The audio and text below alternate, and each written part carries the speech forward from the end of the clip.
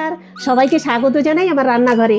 চ্যানেলে নতুন হয়ে থাকলে নিচের লাল বাটনটি টিপে অতি অবশ্যই সাবস্ক্রাইব করবেন এবং পাশে থাকবেন। তাহলে চলুন শুরু করা যাক আজকের একটি স্পেশাল নতুন রেসিপি, ব্রেড কষা।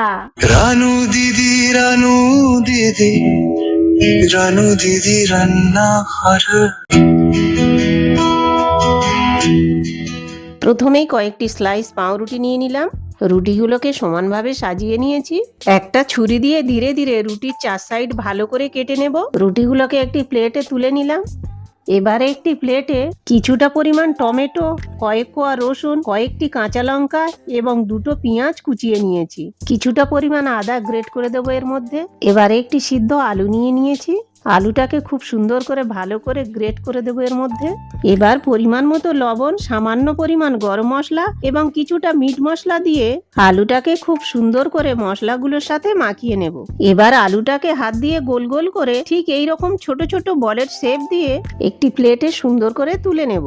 এবার একটি পাত্রে কিছুটা পরিমাণ কর্নফ্লাওয়ার নিয়ে নিয়েছি, কিছুটা চিলি ফ্লেক্স এবং স্বাদ মতো লবণ দিয়ে দেবো এর মধ্যে। এবারে এর মধ্যে পরিমাণ মতো জল দিয়ে হাত দিয়ে ভালো করে গুলিয়ে নেব। এবার একটি করে পাউরুটি নিয়ে কর্নফ্লাওয়ারের মধ্যে ভালো করে দুই দিক চুবিয়ে নিয়ে এর মধ্যে আলুর বলগুলো ঢুকিয়ে দিয়ে এর মধ্যে একটি পনিরের কিউব দিয়ে ঠিক এইভাবে হাত দিয়ে গোল গোল করে মুখটা বন্ধ করে দেব। এগুলোকে আলতো করে প্লেটে তুলে নিলাম যাতে একে অপরের সাথে জড়িয়ে না যায়। এবার ওভেনে একটি প্যান বসিয়ে প্যান গরম হয়ে আসলে বেশ কিছুটা পরিমাণ তেল দিয়ে দেব। তেল গরম হয়ে আসলে তেলের মধ্যে একে একে পাউরুটির বলগুলো ছেড়ে দেব। এইভাবে সুন্দর করে ভেজে নেব। এক পিঠ ভালো করে ভাজা হয়ে গেলে অপর পিঠ সুন্দর করে উল্টিয়ে পাল্টিয়ে ভেজে নেব। বলগুলো যখন ভাজার এক পর্যায়ে এইরকম গোল্ডেন কালার হয়ে আসবে তখন বলগুলোকে একটি চিমটি দিয়ে প্যান থেকে আলতো করে তুলে নেব। প্যান থেকে বেশ কিছুটা তেল তুলে নিয়েছি। তেল গরম হয়ে আসলে এর মধ্যে দিয়ে দেব কুচনো পেঁয়াজ। পেঁয়াজটাকে খুন্তি দিয়ে ভালো করে নাড়িয়ে দেব। পেঁয়াজটাকে খুন্তি দিয়ে প্যানের এক সাইডে টেনে নিয়ে প্যানের আর এক সাইডে দিয়ে দেব কুচনো টমেটো। স্বাদ মতো লবণ দিয়ে দেব এর মধ্যে। সামান্য পরিমাণ চিনি দিয়ে দেব। খুন্তি দিয়ে নাড়িয়ে নেব ভালো করে। দিয়ে দেব এর মধ্যে লঙ্কার গুঁড়ো এবং হলুদ গুঁড়ো। এগুলোকে সুন্দর করে নাড়িয়ে নেব। অল্প একটু জল দিয়ে দেব এর মধ্যে। কিছুটা পরিমাণ আদা এবং রসুনের পেস্ট দিয়ে দেবো এর মধ্যে।